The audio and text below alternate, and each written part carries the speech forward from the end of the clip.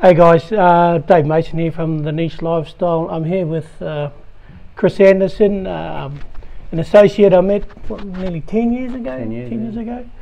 And although most of the people that I've actually interviewed are all around the sports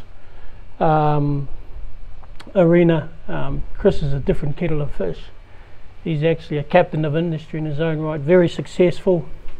And today we get to talk to Chris about where he's from, where it all started for him, right to today. So without further ado, Chris, mate, thank you for your time. No worries.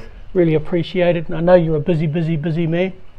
So, mate, tell us about where it all started for you. Where were you born? And Well, I was born, initially lived in Taniaroa in the Bay of Plenty, born in Whakatane Hospital in 1968, so I'm coming up 50 next year.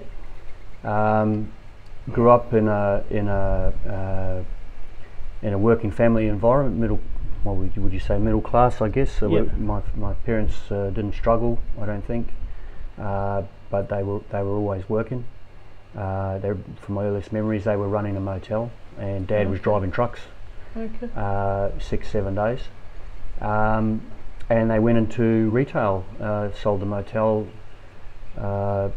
in the late 70s, early 80s, and went into footwear retailing just out of the blue. So was quite a big entrepreneurial change. Yeah, big change, big entrepreneurial move for them, and they ran that for quite a few years. My dad, at 50, basically was looking for a new challenge, and he went to Singapore.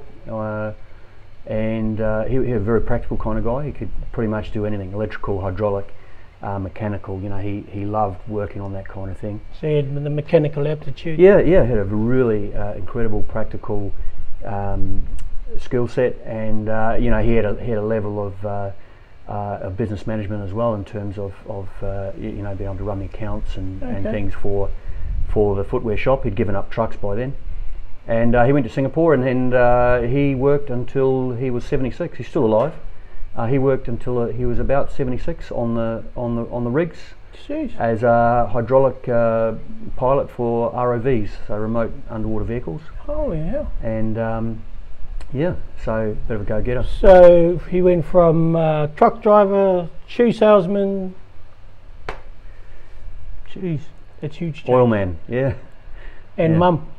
Mum was very hard working. She brought up 3 kids and ran the motel, which is a big bind. Anyone who's worked in that kind of hospitality or hotels, motels knows what a big bind that is. Small town, fairly regular kind of clientele, I think. And but I remember it for her being a very big bind, very big bind. And then she went in and ultimately. Once they opened 2 footwear stores, she was really the mainstay there. Whilst Dad was overseas, she kept that all going. Yeah. So long-term relationship, parents. Parents, yeah, they're still together in a sense. How would you say? Perhaps they get along best if they're not talking. In separate countries. Yeah. Look, they're still together. They're still married, in a sense. So, yeah. We spoke earlier, and you did talk about it was a tough childhood growing up, but there was a point then when you realised. Tell us about the disco phase. Yeah, sure.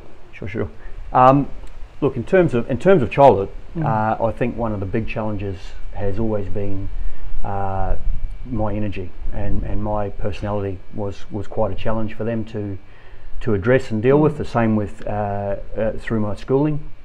I've over the years I've done some online tests and different things just to see if I was as smart as I thought I was, and I've done pretty well at that. Psychometric type test. Sure. But within the schooling, the standard New Zealand schooling environment, I was a dismal failure. I can't ever recall once doing homework. I was in what they back then it was referred to as the dummies class quite often. Mathematics, we were taught to fail there, and I just couldn't achieve there. I always Was felt it the environment, or was it? Oh, I think it was. I think it was my. conducive I to- think I wasn't stimulated. Ah. I wasn't stimulated. I couldn't. I couldn't grasp the reasoning behind a lot of the stuff. As I say, I'm quite extroverted. A bias on being extroverted, and I think that the standardised school system quite often doesn't cater for those types of personalities. Yep. A lot of very successful people I've met are not dissimilar. Yep. In that was an environment that it caters to the general group. You did tell me your IQ test was. It was pretty good. It was pretty good. It was okay. Yeah. It was okay. Not quite Mensa material, but yeah. I was surprised actually when I did it, and I've done it quite a few times, different ones. I'm sure a few people around you were too. Yeah. Oh, look, I as you were remember. I telling me. remember with school. As I say, I'd never done homework, and school certificate in grade 10 equivalent was looming, and I was staring down the barrel of having to repeat. With and the stigma that went with it. And I think that's what motivated me. I gathered up all of the old school certificate exams from people I knew that they'd done, and I could see a consistent theme in the type of questions they were asking. I spent probably 3 months, 2-3 months beforehand, just working through Jamming them it. and looking at the model answers. I'd been told I would fail at mathematics, so I was conditioned in my mind that I would fail. And I focused on 3 subjects, being English, geography and horticulture, and I had to get 180 marks with those 3 subjects, and I think I got it easy anyway. And I turned up on the first day of sixth form to everybody's surprise with the green shorts, which was the most important thing to me. And I left. Biggest I left. accomplishment to Yeah, date. yeah, that's it. And I left within weeks. And an interesting thing, and I recount it to my sons regularly, is that with mathematics, their personalities are not dissimilar to mine, and we all seem to struggle with mathematics. Volumetric calculations and multiplication, Square division, meter and fractions, do it like that. But any other extended formula, it doesn't mesh with our brains. And I told them that I'd been conditioned to fail. I was told that I would make 30%, and I went into the exam on that basis. I went in believing that I would fail, and you needed 50 a course to pass, and I kind of rushed through the exam, didn't review any of my answers, and I remember one question there which was worth 2 marks, is that if you had a row of power poles stretching 100 metres, how many were there? I went, 10. Didn't think about it, of course there's 11, and that was worth 2 marks, and when I got the results back, I'd gotten 48. So it's just stuck with me all these years, is that, So close. well, you are what you think, I thought I was a failure at mathematics in that regard, entering that test, and I defined my own outcome. So, from high school, where to then? Well, in terms of my business mind, I suppose, I was always working after school. I was always mowing everybody's lawns. I was always pumping gas. I was always flipping burgers. I was trapping possums. I was catching eels and selling them for export from 13, 14, 15. Because I was in an environment where independence was, rightly or wrongly, for better or worse, somewhat forced upon you. So I knew that my outcomes were going to be my responsibility, and I took ownership of that out of need initially. And I was always working. So if I wanted things, if I wanted that 10 speed or I wanted something, I'd resource myself. So I conditioned to a really good work ethic at a very young age. And then when I applied for my first job, which was a plumbing apprenticeship, I was quite tenacious in pursuing that company to get an apprenticeship there. And they had advertised a plumbing apprenticeship, and unfortunately I missed out because I didn't have school certificate in mathematics. Which is 2 points come back to bite. I look back as a good thing now, knowing what plumbers go through. So due to my tenacity, I think, and my enthusiasm, they phoned me within a week and said to me, look, we've got a carpentry apprenticeship for you, which I just grabbed with both hands. Absolutely loved it. Loved being in an adult environment. And I was 15. I was 15 years old, working amongst men. Wouldn't have been a traineeship, straight into apprenticeship? Straight into apprenticeship. There was not a lot of political correctness in those days, as far as how young people or anybody was treated, for that matter. So it was a baptism of fire to some degree, and you learnt to get by, pretty quickly, because you had to. I really enjoyed it. I think my work ethic shone through fairly quickly, and within entering into my third year of 4 years, I was given leading hand and foremanship roles, looking after guys who were in their 40s and 50s, And I was always intently listening to those guys who had been doing that for so many years, and the way they would talk about, this guy's getting 2 cents more, or that guy's getting 5 cents more, or I'm getting, 30 cents more than him.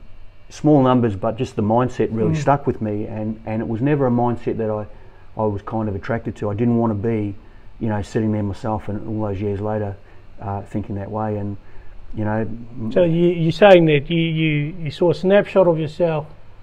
Oh no! The same thing, or you didn't want to be there? Yeah, I didn't want to be there. I didn't see myself being in that position and running away from it. I just flat out knew I didn't want to be in it, and my personality was such, I didn't make a secret of it either. So I've ruffled a few feathers along the way, but yeah, it was challenging. Dealt with all the different spectrum of personalities as a foreman at a young age. I was only 17 by then. Jeez, you would have been a young pup, and they would have seen you as a a lot of guys, a lot of people. Look, I've had that my whole life. I've people have perceived me as a threat to their security or their perception of themselves, because it's not about what I do, it's what they're not doing that seems to challenge them. And we all went to the same school, and we've all had the same opportunities to do what we want to do. So yeah, I became a foreman at a very young age, and around the same time, I remember I was sacked from my job pumping gas on the weekends because I had turned 17. The guy there didn't want to pay an extra whatever few cents, and preferred to have kids from school 16 or under, which I don't think you're allowed to pump gas under 16 anymore. But so I was looking for other ways to supplement myself. And I got this brainstorm out at the rugby club social one night. There's a guy playing, I think it was Slice of Heaven when that came out, so that'll tell you the year. And mate, he must have played it 5 times out of probably 15 songs where it was Slice of Heaven, and there was less and less people enjoying it and dancing as it went on. So I went up to him, I said, man, how about some other music or something? He gave me a pretty sharp shift there, and he made the brilliant suggestion of, mate, I'm the DJ, you want to be the DJ, start your own. And I said, I will. And within probably 2-3 weeks, I had my first gig. I started a mobile disco, knew nothing about it, nothing about electronics, worked it out. I took some hire purchase deals with Fisher and Paykel at a bargain of around 18%. Jeez. And brought a bit of gear, and I had my first gig within 2-3 weeks. And wasn't particularly good or pretty, but I'm a good learner, and I spent a lot of time talking to people and asking people, getting a section of what they wanted to hear. That grew into quite an enterprise while I was still a foreman, finishing my apprenticeship. I ended up with 5 units, 5 different mobile discos, a number of vehicles, and quite a few employees. I learned about GST when it came in. Whilst you were running a apprenticeship, so and running a crew. Yep. I was still working as a foreman. Construction crew. Yep, building a laboratory at a high school. Refurbished a service station, and it got to the point that the employer actually let me work 4 days a week, because on one day of the week I had to do my administration and recording work for the disco business. Yeah. But you can imagine mid-late 80s, having 5 discos at $300 a pop, running over the Christmas season, sometimes 4 nights a week. That was a lot of money for a young kid, and I went a bit stupid with it. never knew any different. Never knew any different. Started drinking, getting in a bit of trouble and mucking about, losing a bit of direction, and packed it all up. Met my current wife, my only wife. Yeah, but we're still together. In there, Jen. Yeah, we met her. I'd only known her probably 3 or 4 weeks, but I was packing it all up. I'd had enough and was going off to the UK for the big OE, the big overseas experience, and backpacking around. I had a few mates who were over there, and I got to Singapore. I was halfway there, called in to see my brother who was working there as a commercial diver.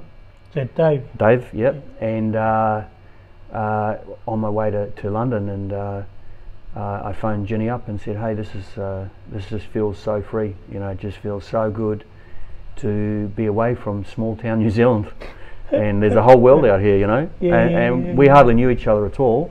And I said, "Why don't you just come over and see how it goes?" So here we are, 30 years later, still getting to know each other.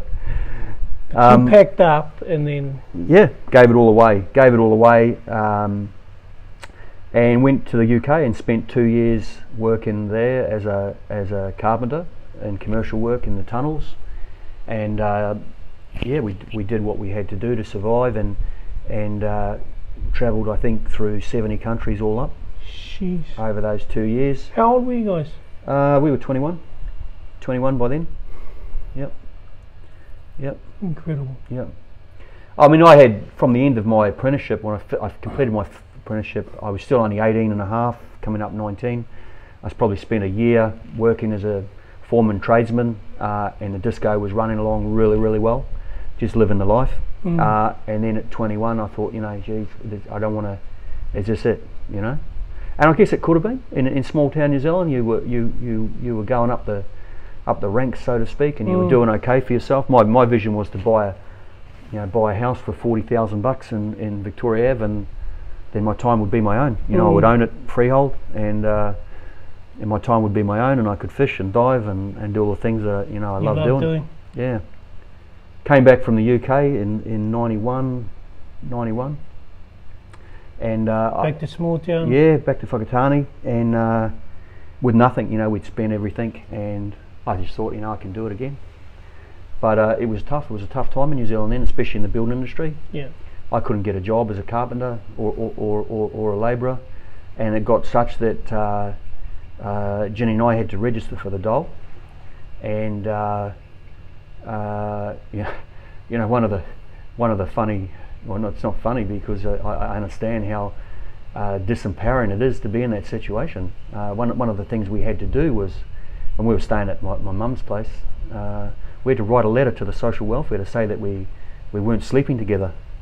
Yeah, you weren't a couple. And I remember one of the guys from the rugby club, his wife worked there with his girlfriend, and she got my letter and was flashing it around the bloody rugby club, and it's just the way you're treated at that end of the spectrum. I was completely disempowered, had no resources, I had very little outlook, and I was very unhappy about it.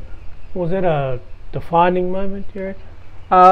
One of them? It was an influential moment. I mean, I don't forget for 1 second what that felt like. Yeah, what it felt like, for sure, and it's maybe it was a good thing to know what you're running away from. To experience some of your fears, and keeps you sharp. But I got a job picking up pine cones at Te Teko for seeds for the nursery for Tasman. Texas, yeah, and I put together I don't know, maybe $400 or $500, and Dad, I was getting on the piss, badly, which is kind of a hangover of that overseas experience. It's a drinking culture, and I could see myself just falling in a real rut, and I guess Dad could too, and he encouraged me. He gave me $1,400 and a loan, which I paid back, and got me off over here to Brisbane, to a cousin who I'd maybe met when I was a young kid, but I didn't know the guy. And I came to Brisbane in 91, and Ginny came 3 months later once we could afford it. And so you arrived in Brizzy, with a cousin you hardly ever knew. Yep. What happened then? Because there's a lot of water under the bridge since then. Yeah. I think what blew me away about Australia, first off, was the heat. It arrived in January, around January the 10th.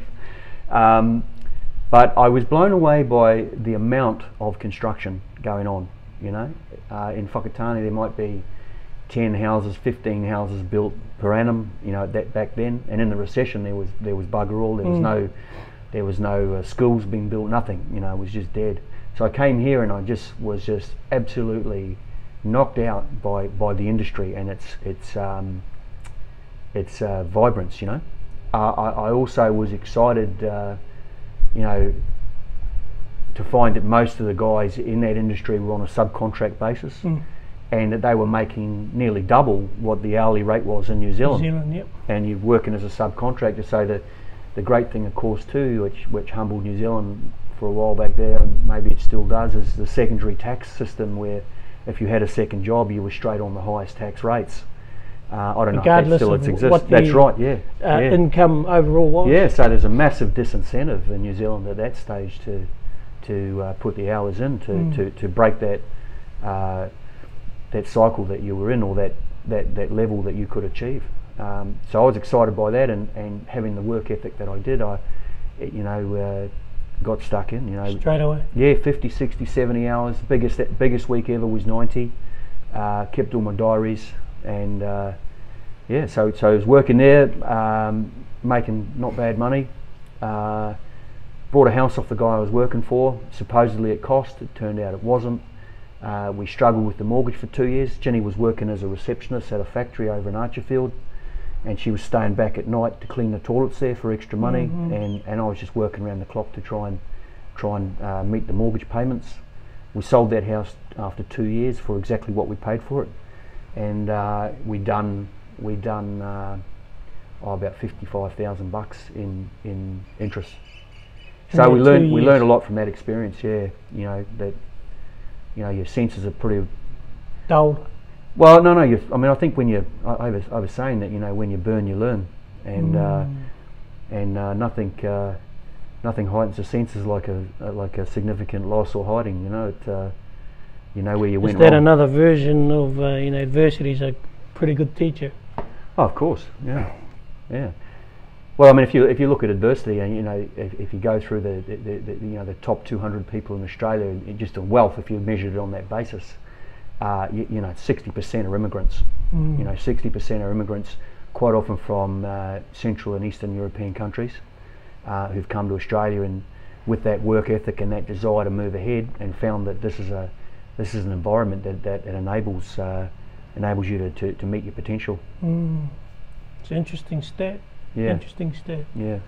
So you've gone through a house after 2 years, and you've blown 55k, and that's obviously planted a seed for something else. So what from there? Yeah, we knew after we'd sold it instantly where we'd gone wrong. You know, our cost of production, or our entry point, was far too high, at the wrong point in the cycle. We sold it through perhaps the wrong representation at an equally alternate position on the spectrum of timing. Yep. Just explain that in layman's terms. Obviously, you go. Oh well, you know, the market's up and down. You know, buy low, sell high. Buy low, sell high. That's it in a nutshell. Guys. Yeah, we brought high and sold low, and we knew it. You know, but you know, there was the other thing too. At that stage, we had a baby on the way, first baby, first son. And that was really, really motivating for me, and that's when I started clocking over the sort of 75, 80 hours a week as a carpenter out there subcontracting by that stage, and you know, it was we didn't have the option to stay in that house, you know, and ride out the storm, so to speak. So it would have been about the mid-90s then? Early 93, 94. Okay. 94. Yep. And so we knew that there was a way, you know, and if we could maintain the will, we could do something better than what we had. And you know, Jenny's fantastic in terms of, you know, her skill set in administration. She had worked in the BNZ, you know, as a cadet at a young age, and had a mind for the books. And you know, I certainly started to, after a few years, got to know, you know, the most viable way to do everything in terms of being a carpenter, a subcontractor. Had some good contacts, and was never short of work offers, you know. So we got together with a couple of mates, and we built a spec home in '95, and we sold it after working right through Christmas. We basically sold it and made wages, but we learnt again, you know. Avoid partnerships at all costs. It's a big lesson. Joint ventures, you know, you got to own it. You got to own it yourself and take all that on your shoulders, you know, to be in charge of your own destiny, if you like. So we learnt that, but while we were building that house, you know, and sold it while we were building it, a few people came and said, oh, well, you know, we really like your ideas with the house, and would you come and build one for us on a contract basis? So we did. We formed a building company with another guy, and away we went. You know, I was just manic by then, in terms of I could just see so much opportunity. I just could never turn down a job, and away it went. And for 10 years, we never went out. 10 years, 9 years, 03 we started going out a bit again, but we just worked, man. We just worked. You know, had a fleet of kids, 4 boys, and you know, we were just so busy. It just controlled us completely. And suddenly we just stopped one day, and we had a lot of money. You know, we had a lot of money. We had a family. Lifestyle was zero. It was just work. And we said, okay, hey, let's have a good time. Let's do some stuff. Yep. So we you know, we bought some nice cars. We moved into a nice home. We bought a holiday home at Ohope. And that was our first experience of how challenged some people are. You know, their perception of us, I think, to that point had always been, well, they're just workaholics. They just work. But as soon as we became visibly better off, if you like, that created a lot of challenges. You know, challenges for our families, challenges for our friends, many who had come from New Zealand to be a part of what we were doing. And as soon as you're visibly wealthy, if you like, the perception of just people generally who don't even know you can be quite negative. You know, nothing to do with you, because they don't even know you. They don't even know you, but what you represent to them can be a challenge for some people, and that's the ugly part of wealth, I think.